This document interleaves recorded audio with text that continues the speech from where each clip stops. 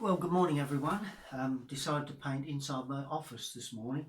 Got the drum kit there, computer here and what have you. Just to make a change really. I'm looking at painting, well quite relevant for the time of year really, painting a snow scene. I've got the snow scene on the screen on the computer, so I'll pan around very shortly.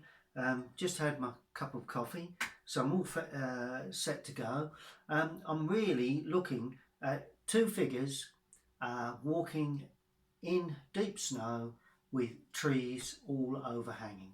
So let me show you the scene. That's the scene on computer. Quite a nice scene to paint, and I already have the drawing down. So away I go. I'm going to get straight in. This is not particularly long demonstration, so bear with me on that one because it will be done pretty quickly. Right, first thing I'm going to do is to damp the paper. My normal sort of approach really. Get the paper nice and damp. I'm only damping around the figures, so I'm not getting any basic colour onto the figures at this stage.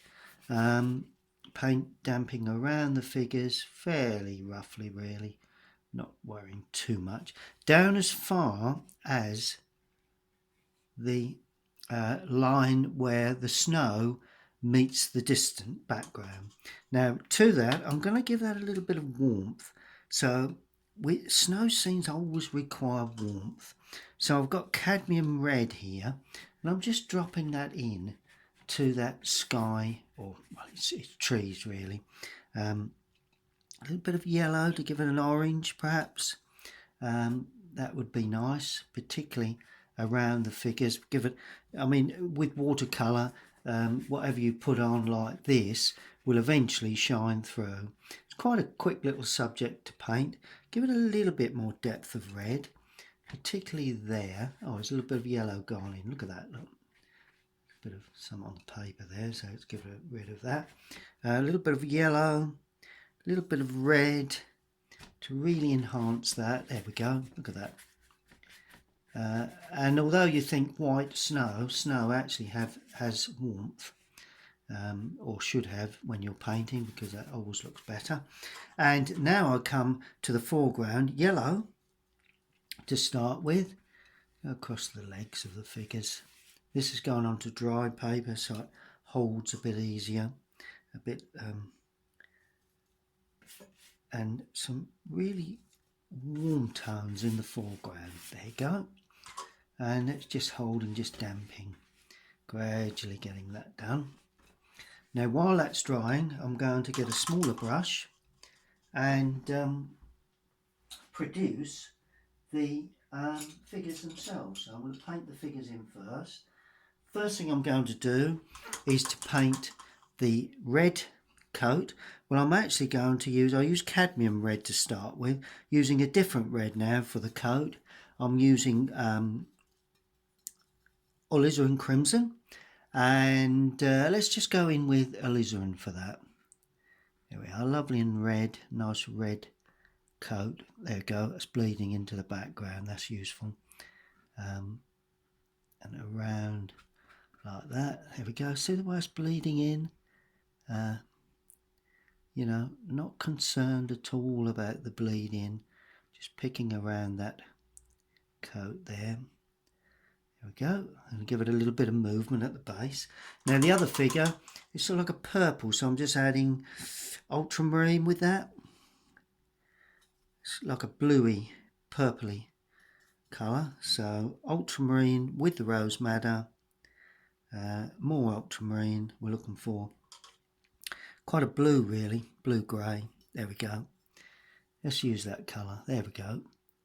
That's lighter in tone than the other figure. So just try not to get that to bleed together. There are times when a bit of bleed helps and other times when it doesn't, but that's worked quite well. There we go. Okay, so that's that. Yes, that's looking good. Next thing, jeans. Well, they're blue jeans, so I'm going to change the blue again to cobalt. Purely, touch of red in there just to knock it back, because we don't need to have all the same blue, because the problem is if you do, you end up quite you know, it's with clothing, it's quite often changes quite considerably. And the way to show movement is just to bring the legs together. Notice how I've made that leg wider than the other one to show that there's an overlap, and I've also left a bead of white down between the two areas there. The other one is very dark, so it's ultramarine, and I'm going to use burnt umber. Ultramarine burnt umber will give me the desired colour for the dark trousers of the other figure. I want to be quite dark with this because it is probably the darkest of all of the clothing, or one of them. So that comes like that, and that there again crosses. There's no gap, but there is a small bead of light that crosses as well, and that also gives us an impression that they blend together. They are crossing, the legs are crossing. Okay, now a little bit darker, if I can just give a little stronger mix for the hat. This one is a little more grey, so let's go in with this grey brown. Goes up like that, a bit domed at the top. Don't want to be too, I'm trying to give, and put the hat slightly on the side. It's like that. So the figure may be looking towards the other figure, and a bit more blue this time for the other one, but they're both very, very dark. May as well leave them like that. And this one's the same. That's bleeding in as well. There we go. Like that. Perfect. They also have gloves. Well, this figure does, so let's just pull the hand down like that. The other glove you can't see, so that's good enough for that. And okay, yeah, that'll do me. That figure's got no gloves on, so let's put a bit of a flesh colour around the base there. Right, so there's one with gloves, one without. That's pretty self-explanatory, really. Good. Okay. Now we model that purely with the background, but that's the first stage. The next stage will be, I'm going to paint the background first. Now this is all white, okay, but there is some branch work in there, but it's darker than the really light areas of snow, but it's not as dark as the background. So what I'm going to do, I'm going to paint the background in first. And for the background, I'm going to use ultramarine blue with that cadmium red, but this time quite a bit of blue in there, because I want the blue, I need it to really stand back. Don't want to be too dark. It needs to be a blue distance, but not too strong in colour or tone. Probably doesn't. Let's get it on the paper and see where we're getting. Yeah, there you go. That's probably still a little bit on the strong side. A lot depends on how dark you go with the figures, really. Yeah, that's okay around the top there. There we go. And of course, you've got to remember the edges you leave are the edges of the trees that are overhanging. So that's where you begin to dot around a little bit and play games with the brush, if you wish. That's what I call it. There you go. Paint around the head of the figures and you know, what you do to one side, try and do to the other. We're dotting around a little bit there where there is some background. There we go. Now as you come further down, you just add more blue, because that denotes a more distant, put a touch more blue in there because I'm getting close to the figures, and then we go around there like that, and what you do to one side you do to the other, which is always a good thing to do. Is just weaken that just a tad. Don't be too strong in this background, and that then blends away up there.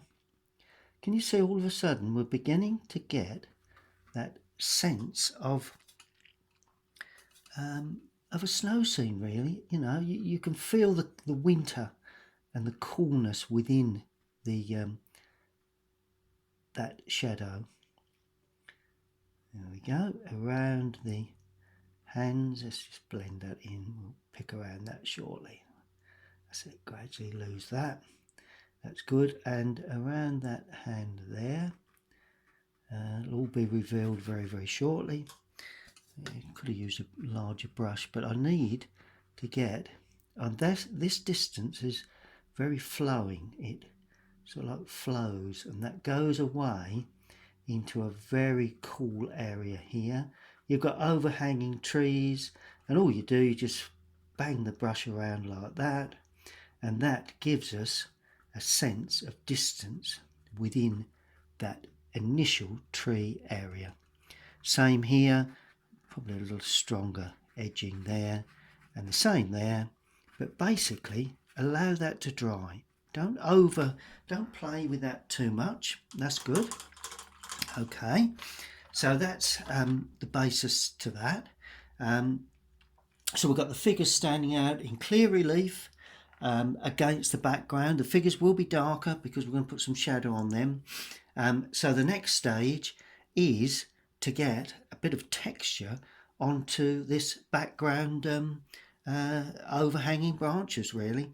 And I'm using burnt umber, touch of burnt sienna in there, and a very dry brush.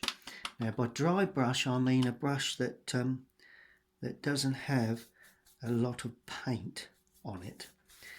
So it's burnt umber with ultramarine and a little bit of the cadmium red, because I want a bit of the warmth to show through. And what we're doing, we're showing overhanging branches that are actually have no snow on them. So that's really all this is.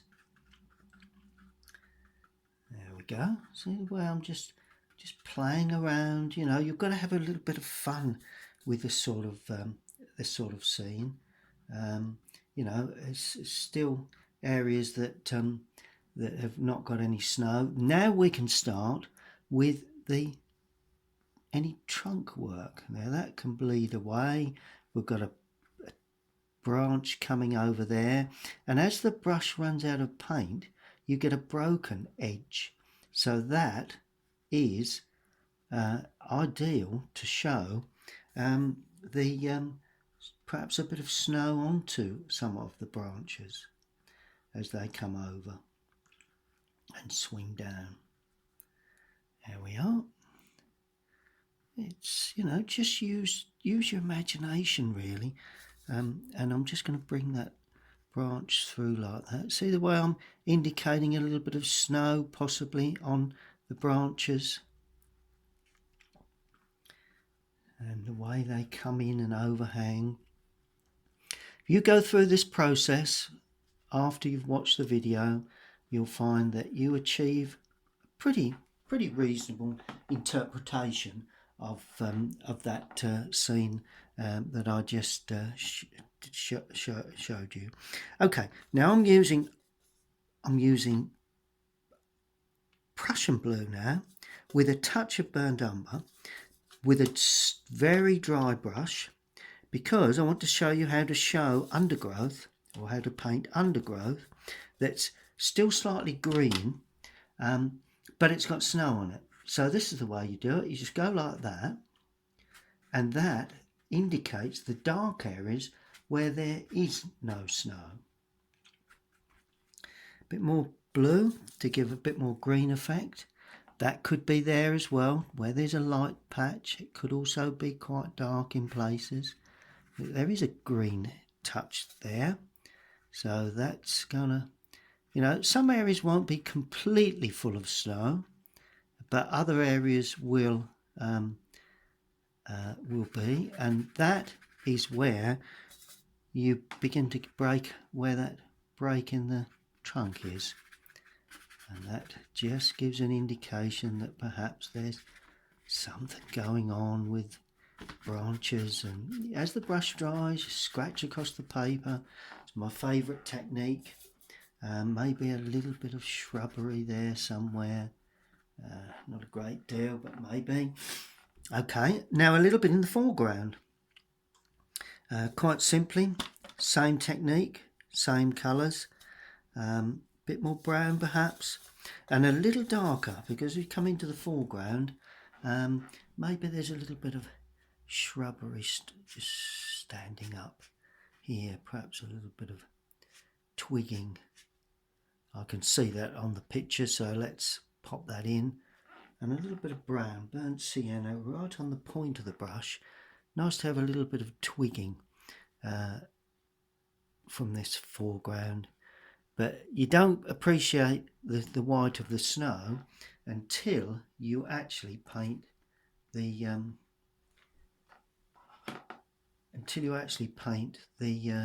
shadows. That really is the key to some little spiky pieces there. Just there we go. That's good. That's brilliant. Okay, so that's that. Now I'm going to put in a little bit of detail, a bit of shadow work onto the figures, just to enhance them just a touch. And all I'm going to do with that is ultramarine and a slightly nice brush that points, bit of burnt umber, just to give a bit of lining, really, not too dark, but around the base of the hat I think there was a little bit of lining, a little bit, the hat has a rim there, there was just a little bit of a turn to that, just weaken that a touch, a bit more blue, call this more shadow work than anything.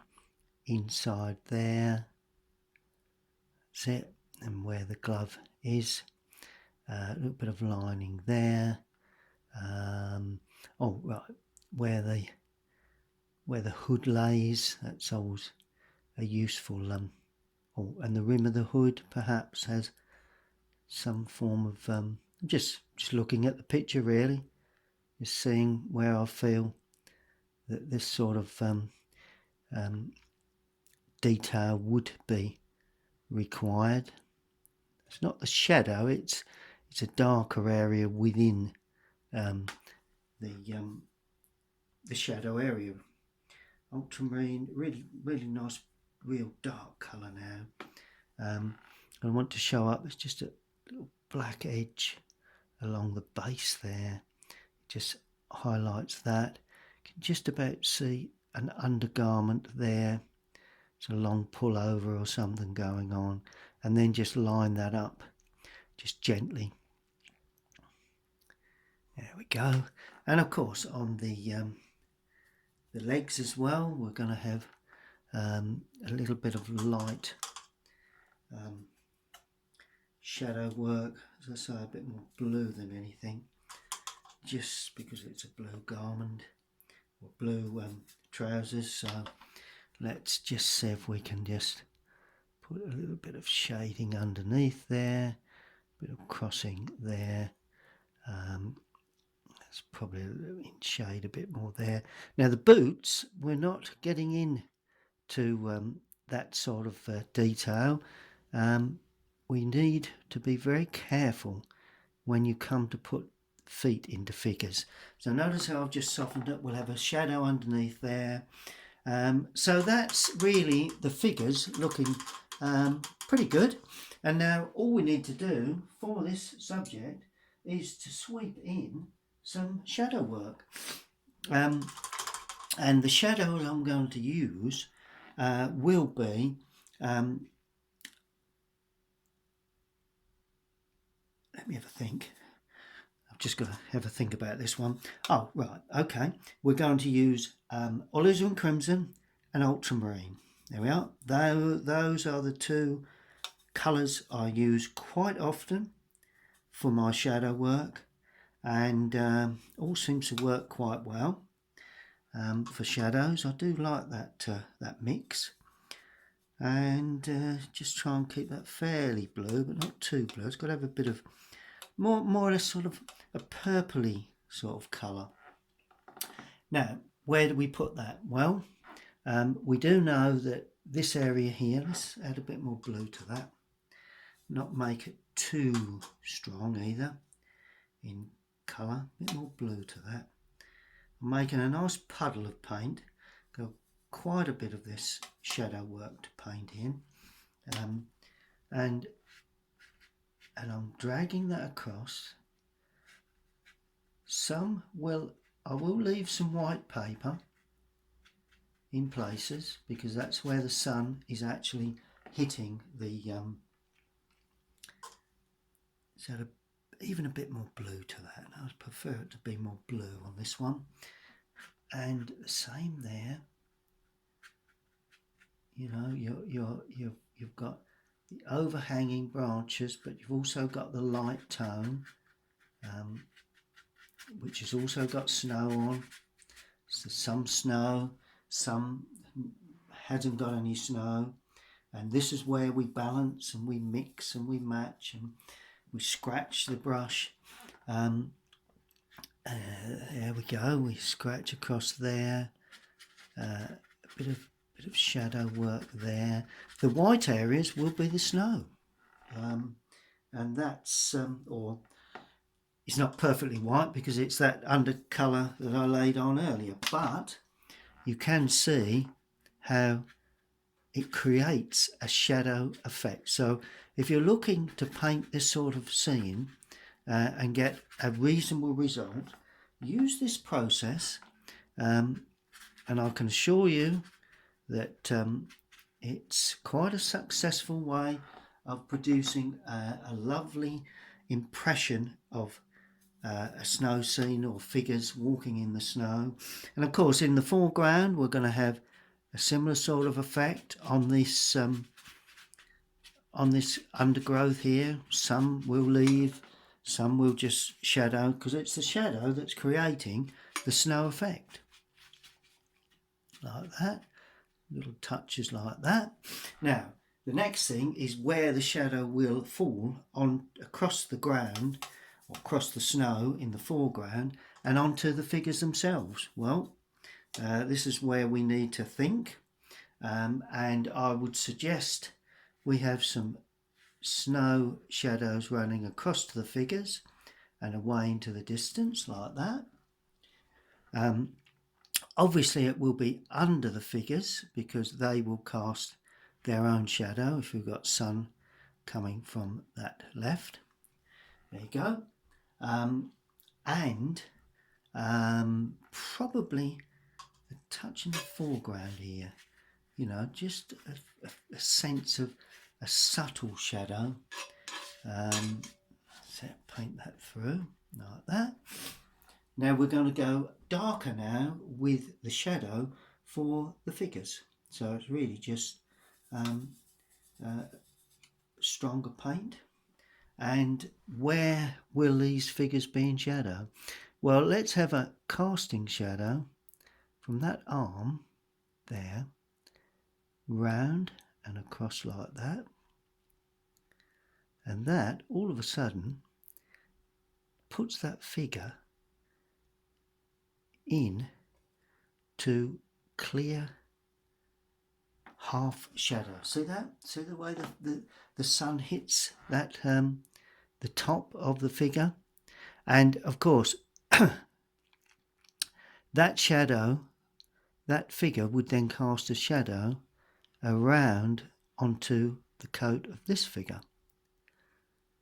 Okay. under the arm there would have shadow, under the arm there and down that left hand side, the under the legs of the figure there, and to be fair, there'd probably be down the legs as well. There we go. A little bit on the boots, but we're not we're not getting into feet, I'm afraid. And we need that shadow to sweep across underneath them figures fairly strong, because it then shows up a little added depth. Well, there you go. That's the way you paint figures walking in a snow scene. There are other little bits and pieces I could do. Have I got a moment? I don't want to take too much time on this one. All right, okay. Let me just show you how to enhance the browns, burnt umber, touch of ultramarine to give that nice deep dark colour. Perhaps one or two little flicks and touches here in the foreground. Also, the underside of that trunk, that's quite an important feature, I think, and as it goes away into the distance, it tends to get less intense. Notice how I'll put it in the foreground, or where it goes up, and a little bit there perhaps, just so as you can see a bit more local branches just hanging in. It's really all about tones, really. Maybe a branch there. Let's add a bit more water to that so we get a, don't want to overdo this because it will, but these are just branches that are just a little bit more localized, really, rather than, and of course you will have some without any snow on, so they will hang in like that. Don't want to crowd the figures. That's something that is easily done. I've done it many times before, and it's a little wispy, what are they, grasses, two little touches there just to enhance that. Just a bit of enhancing there.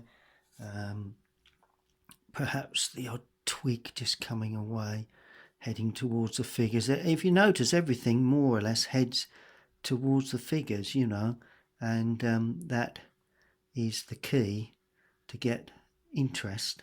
Lovely bits of overhanging branches. See the way those branches overhang?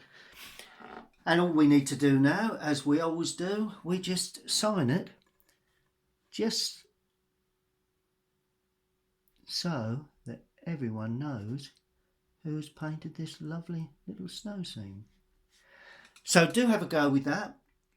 Get yourselves your brushes out, use the demonstration as a base, and enjoy your painting. Please stay tuned to my YouTube channel, and if you want regular updates, subscribe, and you will get notifications.